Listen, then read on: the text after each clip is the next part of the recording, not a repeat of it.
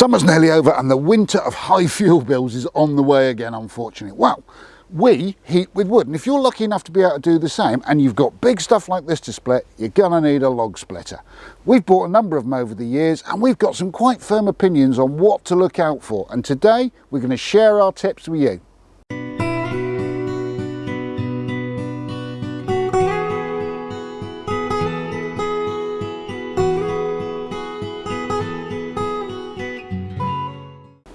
Hello, welcome to English Country Life. Welcome to the yard, an area you don't get to see very often. It's not our most photogenic area. My name's Hugh, and together with the fabulous Fiona, I run a small holding here in rural Lincolnshire where we do everything we can to reduce our expenditure. And one of the ways that makes a massive difference to that is heating with wood and to a large extent cooking with wood. We're very lucky that we have some great friends who let us have all the wood that we need, but we have to process it so that it's ready, and that takes quite a lot of work and quite a lot of space, quite frankly. And over the years I've learned a lot about processing firewood, and one of the things I've learned as I'm getting older is whilst I can and do split by hand, and I'll put a link up here, and if you're young and you're fit and you want to split by hand, it's a heck of a good workout. But when I've got days and days and days of splitting to do, honestly, I can't keep it up that long anymore, and a powered splitter makes all the difference to me. And we started with powered splitters well over a decade ago. I've used many varieties of them. Fiona brought me my first one as a Christmas present, and it was a horizontal, low, fairly small one, and it did great service. Honestly, I've split hundreds of cubic meters of firewood with it, but I have finally broken it. I broke it a while ago, and we upgraded over a year ago to a newer, bigger model. And we do get asked a lot of questions about that. It's like, you know, do I want petrol? Do I want electric? How much ton do I need? Do I want vertical? Do I want horizontal? You know, do I need a towing capacity? There's so many different things to consider when you first start thinking about getting a powered log splitter. They are fantastic devices. They save us a fortune. I mean, our heating bill last year was less than 100 quid. But it can be a bit of a minefield and a bit of a maze when you first set out to buy one. So today, let me walk you through the critical decisions and let me tell you about how I would decide to buy one if I was setting out now in a different place.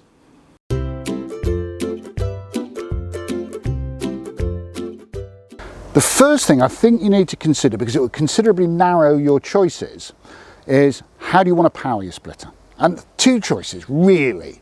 There's petrol and there's electric. There are some that you can kind of pump a pedal with your foot or various other mechanical options, and you know what, they're fine, they're okay if you're not confident using an axe. But truthfully, use an axe or a maul if you want a manual option. I really don't endorse any of the sort of manual ones. I don't find them useful. If you do, that's great.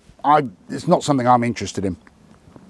So how would you decide if you want petrol or electric? Well, first thing to think about is where are you going to use your splitter? We only use ours within 50 yards of where I'm stood. But if you're going to share your splitter with people, if for any reason you're going to take your splitter to the job site, then honestly, you may not have mains power available, at which point you're really better off with petrol. I'll be honest now, and some people will say, well, I'll just use a generator and an electric one. Well, you can. But our big splitter, for example, uses over 3,000 watts. So you need a pretty chunky generator to run that. And then you're having to buy two bits of kit. And, you know, it's a thing. Then why would you choose electric? Well, for me, using it here, electric is much, much, much quieter. It doesn't need servicing in the way that a petrol engine does. And believe me, I am not the guy you want around you if you need to service a petrol or repair a petrol engine. That's not my thing. So for me, it is lower maintenance, it's quieter operation, and honestly, it's quicker to set up and start. I'm not sitting there yanking on a pull start all the time or worrying about the battery's gone flat for an electric start or I've left stale fuel in it and all of that stuff. So for homestead use, when you're always going to bring the wood to the splitter, not the splitter to the wood, I would say electric. If it's in any way multi-site, you want a trailer mounted one, and once you go in trailer mounted, you might as well go petrol.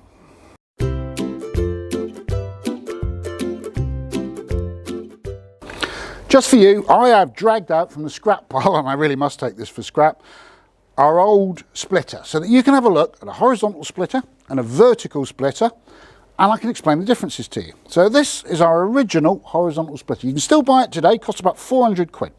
How it works, it's got a fixed wedge. You smack your log up against the wedge, you pull these two handles and you operate it from that end. The ram moves up, pushes the log onto the wedge, it splits, and both half of the log fall off the side, which is not a safety issue because you're over there. But it is annoying, I'm going to say that. And if you imagine having a massively wide log, it's really hard just to get it on here and balance it, and then it splits in half and it falls off the sides. So with horizontal log splitters, that can be an issue. And some of them have a stand at waist height because it's more comfortable to operate it standing up. But of course, the fall of the logs is further. But there are some great things about these. I mean, one of them is they're just small and light and they tuck into a corner of the shed. And honestly, they are so convenient, particularly the electric ones. Is you just pick it up by the handle, pull it out, plug it in, switch it on, off you go. A few little tips for them. One thing is, it's actually got quite a long travel. I think this is over ½ a metre of travel, so you can split relatively large logs. But most people's wood burners don't need that amount of log. You know, it's like probably 12 inches, 18 inches for a big range is more than enough. You don't need this amount of length of wood. So what you can buy for them for a few pounds is a little device called a ram stop, which screws onto these bars and it stops the ram going all the way back every time you use it, because otherwise you spend half your time just waiting for the ram to travel the distance to the log, and that honestly it really eats up your time through the day. So things I really like, they're relatively affordable, they're relatively light, they're easy to manoeuvre. Things I don't like are having to wait for the ram to travel, and I really don't like trying to lift big logs on and off a horizontal splitter. It's a pain. Let's talk vertical splitter. So this is our latest big beast. This works completely differently. With this, the wedge is what travels and the log stays on the floor. That's not true of all vertical splitters. So do look out for that feature, because I think it's really important. Some of them have a fixed wedge at the top and they lift the log up to it, but you run that same risk then of bits of log falling off the side. It's not a feature that I particularly like. What I want to do is just slide the log in at ground level, operate the handles, the wedge comes down, splits the log doesn't fall anywhere. I can just turn the log, do another split, turn the log, do another split. It really speeds the job up. It's much easier to load big pieces of wood onto it. The other thing that I really like with this model is the ram doesn't automatically retract. You have to pull a handle to retract the ram. Now initially I thought that's a bad idea, I want it all automatic. No, it's great, because you pull the handle, it lifts the ram, but you lift the ram up just above the log you're working on, turn the log, and you don't have to wait hours for the ram to travel back down to the log. And this thing will take a 1 metre deep log to actually split. So you really don't want to wait for that ram to go all the way up and all the way down again. And you don't have to, because it's manually retracted.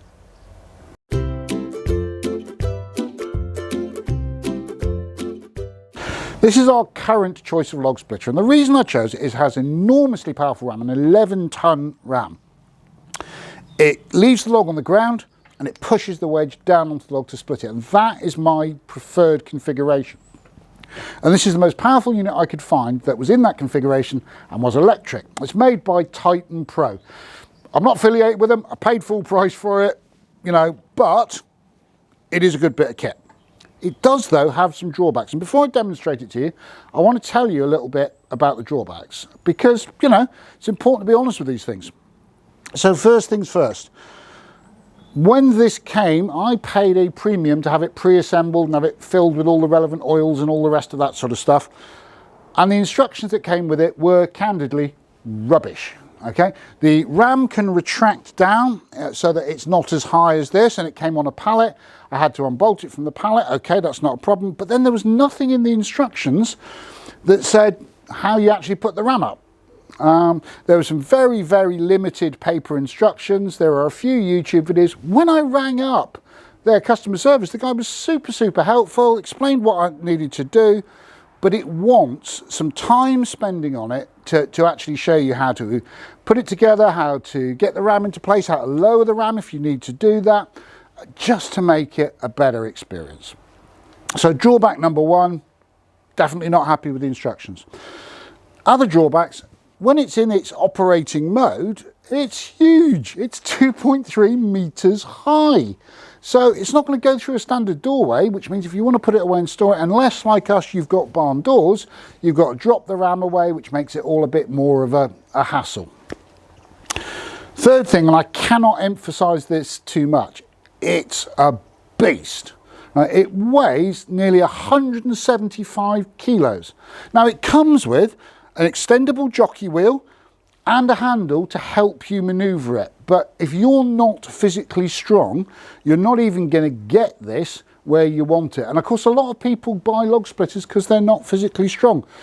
But if that's the case, you wouldn't get this where you want it. And because it's designed for very big logs, as Fiona has pointed out to me, if you're not physically strong, you wouldn't be able to maneuver the very big logs onto the splitter as well. So don't get something like this because, you know, you aren't capable of using an axe and it will be a lot easier. If you are less strong, I would advise a smaller horizontal splitter.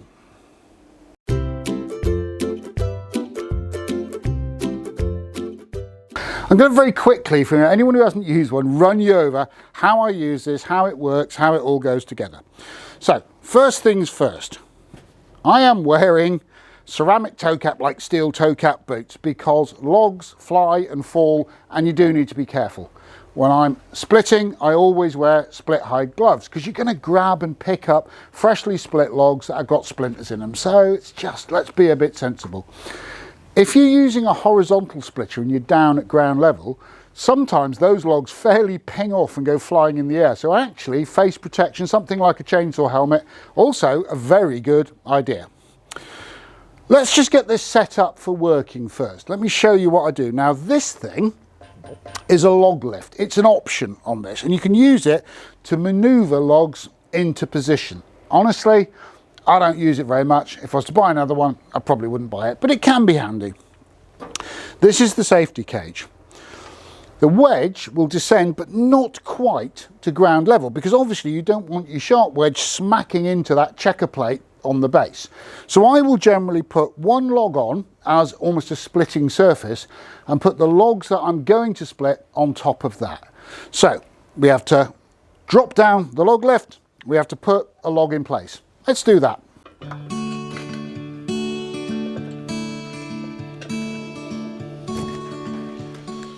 With the block in place, we can put some logs on and get splitting, and we need to explain the controls. Obviously, the first thing you have to do is to turn the engine on. I'll turn the electric motor on, you can hear the noise of it, and then I'll turn it off while I explain the controls. It does make a noise, but it's not so much I feel the need to wear ear defenders, and it's certainly quieter than a petrol engine. So that's the sort of noise it makes, and it doesn't get much louder in operation. To operate the unit, for safety reasons, you have to use two handles. So you pull this one down and this one, and that makes sure that you haven't got your fingers under the ram and all that kind of nonsense. And obviously you've got a safety barrier here to keep you safe from bits of flying log. All of these things are removable and configurable, but they do make sense. What's interesting on this unit is if you pull this down a long way, the ram travels quickly, but with not as much force. If you raise it partially, it travels much more slowly, but with a full 11 tons of pressure. So I generally accelerate it down onto the log, then back off the speed so it creeps through at full power. Let me show you how that works.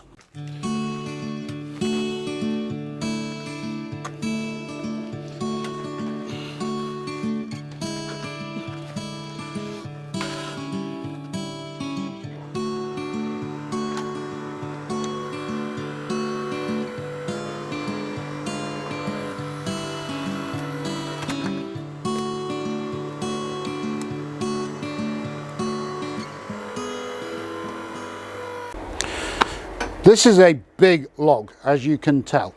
Split it once, push that off, just rotate it, and we can split it again.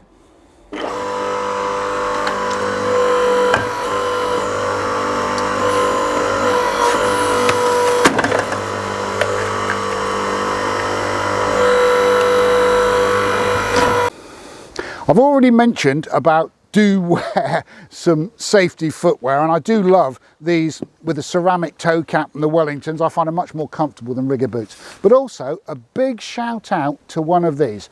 This is what I would call a log pick. Various people will call it a pickaroon or a sappy, but some way that you can smack it into a log. You don't have to bend your back, and combine that with a sack truck, and it makes moving those big sections of tree trunks so much easier than trying to lift them with your back and legs, which gets exhausting in very short order. So that is a top tip from me for when you're log splitting. I hope that's covered the sort of choices you need to make when you're thinking about a log splitter, and particularly do think about petrol versus electric, horizontal versus vertical, and also think about whether you want the ram to have the wedge on it and for that to move, or whether you want the ram to push against a fixed wedge. It makes a heck of a difference in operation.